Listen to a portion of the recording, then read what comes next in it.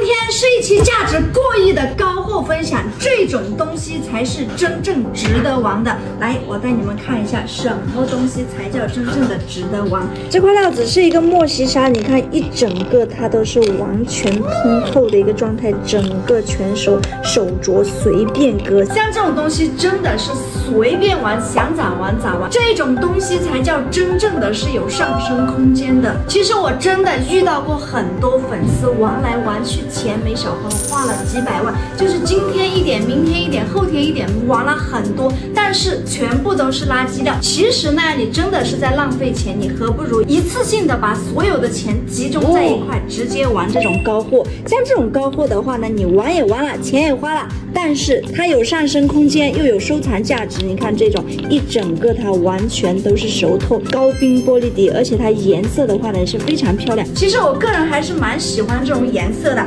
其实啊，我们这种真正做质量货的人真的蛮吃亏的。我跟你说为什么呢？就很多人的话他不懂为什么你们家小小一个就几十万。其实翡翠这个东西玩精不玩大，玩多也不如玩精啊。你看你那么大一个，你能把它一整个挂身上吗？也不可能，是不是？真正的精品其实它本身就是很贵的。你看我身上戴的这一整套，虽说不是特别大，但是真的是价值不菲。你看像这种，它虽说不大，但是它的种水底真的是非常的好，而且里面还带雪花棉。你看像这个地方就多了，不用说，你就这个地方取一个大观音出来，大佛宫出来，那妥妥的也是几十个起步。像那么大的质量还这么好的，那随随便便的话那都是大几百甚至过千的，是吧？你想想，你花几十个 W 买那么大一个，它能有什么质量吗？真正高质量的就那么小小的一点，它就几十了。你看像这种也是，它虽说不大，但是玻璃光感真的是非常的强，而且也是随便起货的。你看一整个我们都扒开了，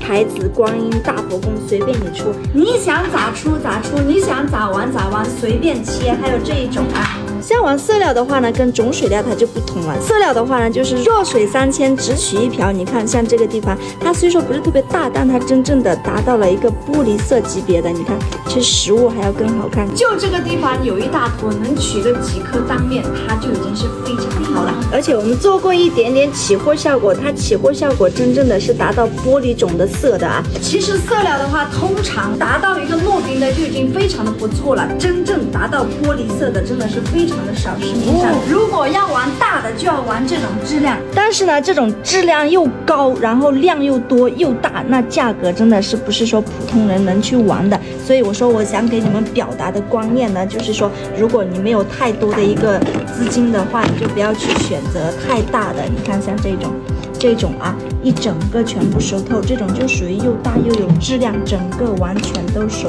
透的啊。那它的价格随随便便都是几百起步的啊。如果说你的资金不是特别多的情况下，你就可以选择这种小精品。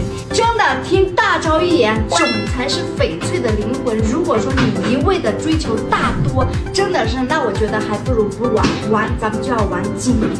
还有这一个也是又大种又好，你看一整个它完全熟透的一个状态。莫西沙这个杠性真的是太好了，你看真的完全一整个熟透，而且这个的话它可以出手镯，出一条手镯，那随随便便这种质量的也是过7位数的嘛。好啦，那今天的分享呢就到这了，玩翡翠看高货找大招。